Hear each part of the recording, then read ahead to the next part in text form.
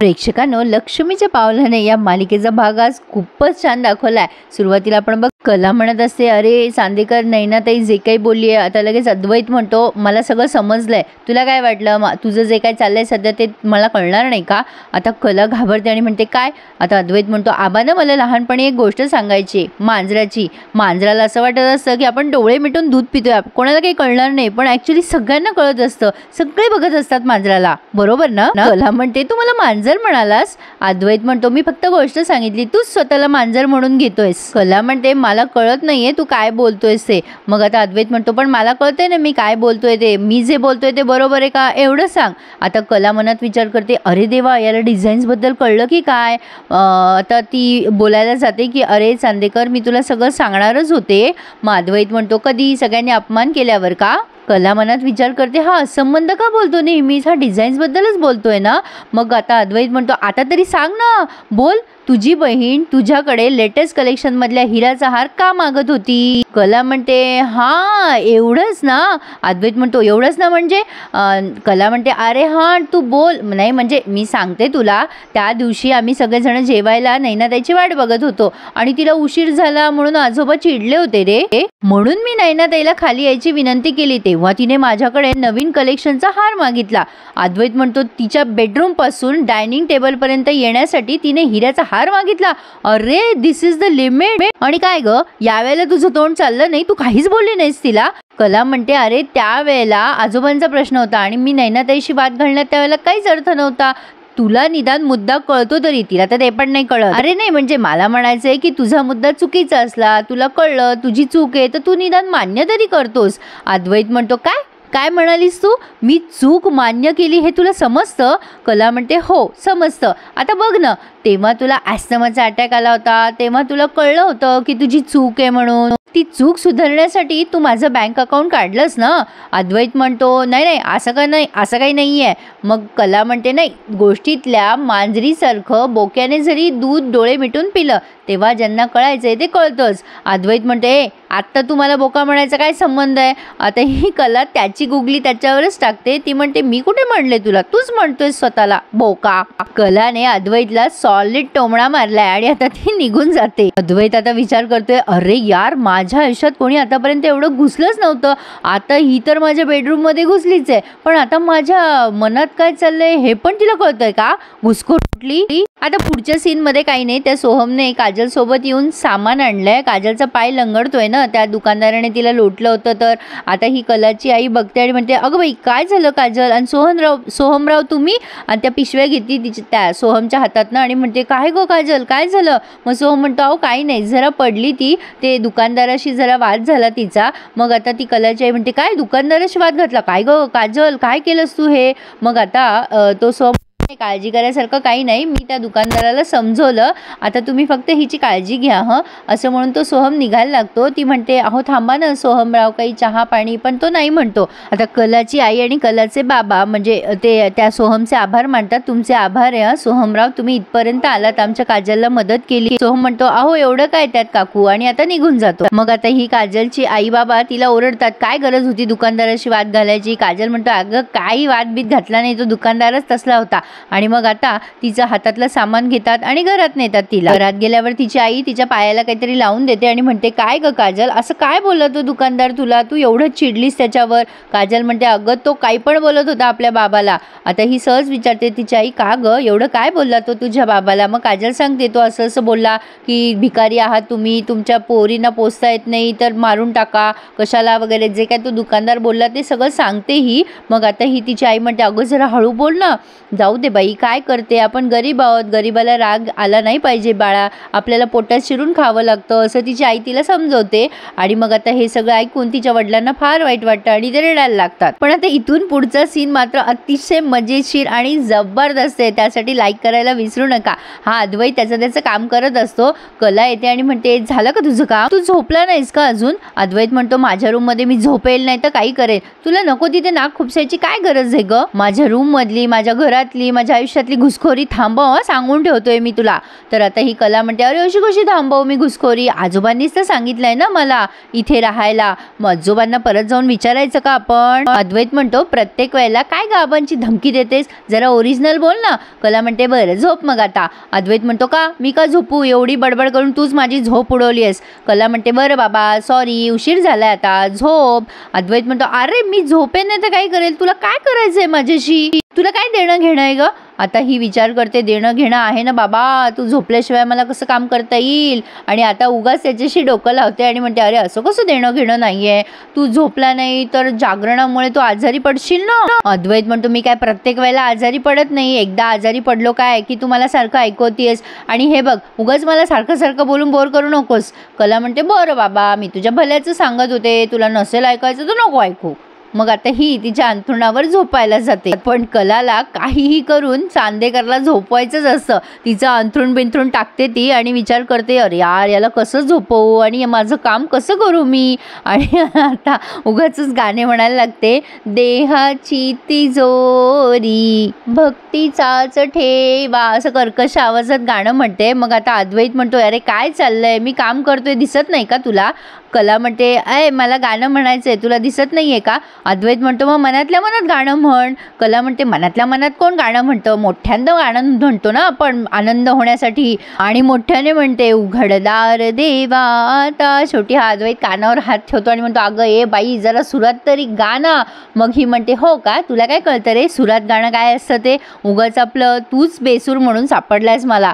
आता तो म्हणतो अद्वैत ए उगा आगाऊपणा करू नकोस, ही काय गाणं गायची वेळ नाहीये. कला म्हणते मग काय ही काम करायची वेळ आहे का. अद्वैत म्हणतो अगदी बरोबर बोललीस, खरं तर मी उद्या ऑफिसला जाऊनच काम करतो, कुठून आबाने ह्या बाईला इथे माझ्या घरात आणून ठेवले. कला त्याला पुन्हा टोमणा मारते, जरा काहीतरी ओरिजिनल बोल. मग अद्वैत म्हणतो ए उगाचच वाद घालू नकोस माझ्याशी, तुझं बेसूर गाणं ऐकायपेक्षा झोपेन मी. आणि आता हा गपचूप झोपी जातो. थोडक्यात काय कलाची मात्रा बरोबर लागू झाली. अद्वैत आता चुपचाप झोपी गेलाय आणि आता कला पण थोड्या वेळ पडते आणि मग याला झोप लागल्यावर उठते. पण नंतर काय धमाल होते ना ते बघत राहा. आता इकडे आपण बघतोय ह्या कलाचे आई वडील त्या नैनासाठी चकल्या बिकल्या करतायत. त्यांना असं वाटतंय बिचाऱ्यांना की आपण आपल्या पोरीसाठी काही केलं नाही, म्हणून हे बिचारे वडील चकल्या तळतायत आणि त्या बसल्या बसल्या चकल्या पिळून देत आहे. काजल येते आणि म्हणते अरे वा भारीच, आपण सेल्फी काढूयात आता. आता ह्या चकल्याची सेल्फी काढते ती कलाला पाठवण्यास. आता ही तिची आई म्हणते अगं पण नैनाच्या निमित्ताने तुला पण चकल्या खायला मिळणार आहे. मग ती म्हणते की अरे मला नुसत्या चकल्या खायच्या नाहीये, मला मदत करायची आहे तुम्हाला, त्यामुळे तुम्ही आता बाजूला व्हा, आता मी करणार आहे. आता ती तळायला जाते चकल्या. तिच्या वडिलांना म्हणते बाबा सरका बरं बाजूला, मी तळते चकल्या. मग तिचे वडील म्हणतात लई शानी झालीस का व तू, चकल्या तळणं सोपं वाटलं होय तुला, जा पायाला लागलंय ना तुझ्या, जा झोप बरं. तिची आई आवाज देते आणि म्हणते काजू इकडे ये बरं. अरे देवा ताप तर नाहीये तुला. काजल म्हणते ए आई अगं पायाला लागलाय माझ्या, तापबीप कशाला येईल. तिची आई म्हणते अगं बाई तू स्वयंपाकघरात पाय ठेवीत नाही ना, म्हणून म्हणलं तापबीप आला का बघावं तुला. काजल म्हणते अगं काही नाही नुसता टाईम. अगं आई कलाताई तुला मदत करायची ना, मग तिची जागा चालवायला कोणी नको का, आपण आहे ना, चल दे इकडे दे आण मी करते चकल्या. तिची आई म्हणते अगं नको म्हणलं ना तुला. काजल म्हणते नको काय नको, जा बोलू नकोस आता माझ्याशी. आपल्यावर कोणाचा विश्वासच नाहीये, मला कोणी मदतच करू देत नाही. तिची आई म्हणते पुढच्या वेळेला कर बाई तू, पण ती काही ऐकत नाही आणि म्हणते चल आणि इकडे मी करते बरं चकल्या.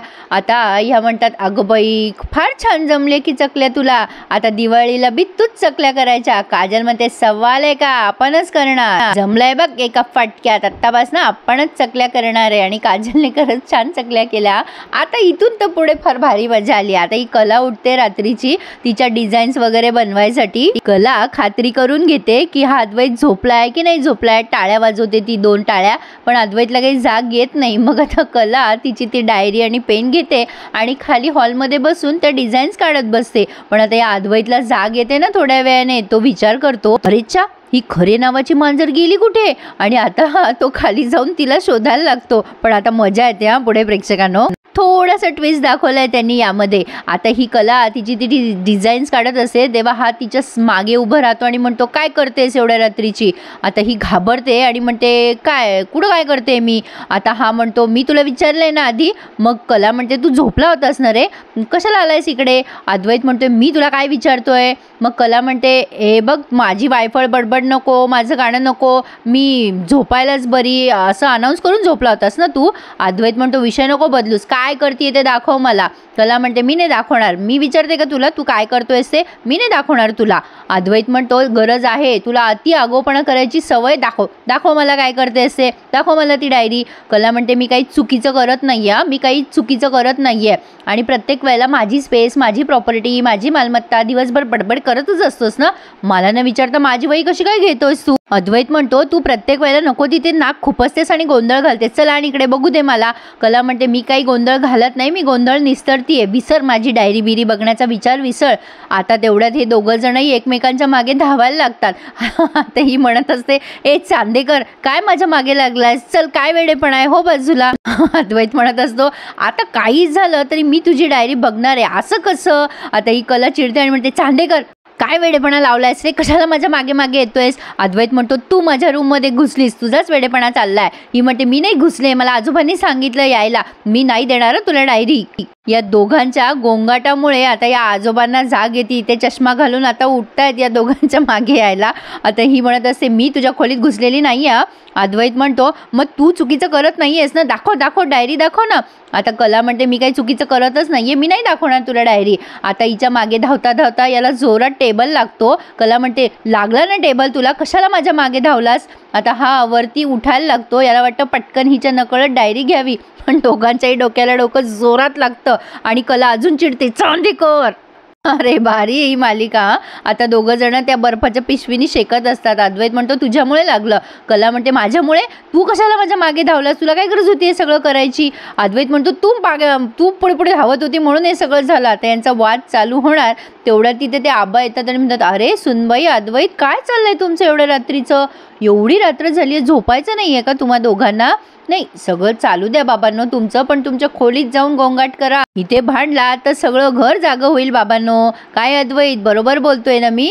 अद्वैत म्हणतो, हो आबा, बरोबर बोलताय तुम्ही. आबा म्हणतात, काय म्हणालास, बरोबर बोलतोय मी? अद्वैत म्हणतो, नाही आबा, भांडत नव्हतो आम्ही जातोय आमच्या खोलीत. मग आबांना फार आनंद होतो. ते म्हणतात, काय सुनबाई, पाहिलं का अद्वैत काय बोलला, आमच्या खोलीत असंच एकमेकाच्या संगतीनं सोबतीनं सुखाचा संसार करा दोघं जण. हे आबा भलते खुश होतात आणि निघून जातात. अद्वैत पुन्हा वैतागतो कलावर आणि म्हणतो, आबासमोर कशाला गैरसमज करून दिला ग त्यांचा? कला म्हणते, मी कशाला गैरसमज करून दिल त्यांचा, तुला हे सगळं करायची गरजच नव्हती ना. अद्वैत म्हणतो, तुझ्या अति आगाऊपणामुळे आबा जागे झाले. कला म्हणते, मी कुठे म्हटले तुला माझ्या मागे पळ, तुलाच हौस होती. अद्वैत म्हणतो, तुला डायरी दाखवायला काय प्रॉब्लेम आहे ग? मग बघ किती हट्टी आहेस, अजून पण तू डायरी दाखवत नाहीये. सांगू आबाला सांगू? कला म्हणते, सांग आबाला सांग. आबा माझीच बाजू घेणार आहे, लक्षात ठेव, काही झालं तरी माझी वही मी तुला देणार नाहीये. आता हा बोलता बोलता तिच्या हातातनं ती वही हिसकवतो आणि बघतो तर त्यावर रांगोळीचे डिझाईन्स असतात. ते बघितल्यावर त्याला जरा ऑड वाटतं अद्वैतला, पण प्रेक्षकांनो आय गेस याला कधी ना कधी कळणारच आहे. इथे त्यांनी थोडासा फ्लॅशबॅक दाखवलाय, म्हणजे जेव्हा हा अद्वैत दरवाजा उघडतो ना तेव्हा कलाला तेव्हाच कळतं, म्हणजे तिला चाहूल लागते की कोणीतरी येतंय. म्हणून तिने ती जी मेन डिझाईन काढलेली असते ना दागिन्याची, ती त्या उशीच्या मागे लपवलेली असते जेणेकरून कोणाला कळू नये. तर आता अद्वैत म्हणतो, एवढ्या रात्री तू रांगोळी काढत होतीस? कला म्हणते, मी काही दाराच्या बाहेर रांगोळी काढत नव्हते, मी फक्त डिझाईन्स काढत होते. तेव्हा अद्वैत म्हणतो, अगं एवढ्या रात्रीची? कला म्हणते, अरे तुला काय करायचंय, झोपलेला होता ना तू, कशाला उठलास? मला काय कंपनी देणार होतास का तू? अच्छा, मला त्रास दिल्याशिवाय तुला झोपता येत नाही वाटतं. अद्वैत म्हणतो, तू किती इरिटेट करतेस ग? आता ही कला म्हणते, मी काही इरिटेट करत नाही, मला जे हवं ते करेल ना मी. तुला काय करायचंय ते मी सांगते का तुला? माझा वेळ, माझी डायरी, मला जे करायचं ते मी करेल. अद्वैत म्हणतो, धन्य आहे बाबा, फालतू वेळ वाया घालवला मी तुझ्या मागे. असं म्हणून तो निघून जातो, तिला अति आगाऊ म्हणतो. आणि मग कला म्हणते, तुलाच नाक खुपसायचं असतं. पण मनात विचार करते, बापरे कला, इथून पुढे सावध राहा, आज थोडक्यात वाचलीस, नाहीतर काही खरं नाही बाबा तुझं. आणि प्रेक्षकांनो, फायनली त्यांनी हा भाग इथे संपवला. आवडला ना तुम्हाला? मग लाईक करा आणि चॅनलला सबस्क्राईब करायला विसरू नका. पुढे आपण बघतोय ही कला अद्वैतला म्हणत असते की अरे बरं झालं मगाशी तू नैनाताईला तू ते बिल दिलंस ना, छान वागलास आणि आता परिस्थिती छान हँडल केलीस तू. आता नैनाताई अशी वागणार नाही. नैना त्या दोघांचं बोलणं ऐकते आणि विचार करते कलाला चांगला धडा शिकवावा लागेल. त्याच्या मनात काय काय भरून ठेवते ना ही माझ्याबद्दल. काजल तिथे येते आणि ती आत्या धिंगाणा घालते, ए मुली इथे कशाला आली आहेस तू. काजल म्हणते मी माझ्या बहिणीला भेटायला आली आहे. पण आता हे दोघंही जण तिचा काजलचा अपमान करतात, ती मोठ्याने बोलते म्हणून, आणि तिला घराच्या बाहेर हाकलत असतात. पण कला तिथे येऊन यांना थांबवते. प्रेक्षकांनो, आवडला असेल तुम्हाला आजचा भाग बघायला तर मला नक्की कमेंट करून कळवा आणि आपल्या चॅनलला लाईक आणि सबस्क्राईब करायला प्लीज विसरू नका. धन्यवाद.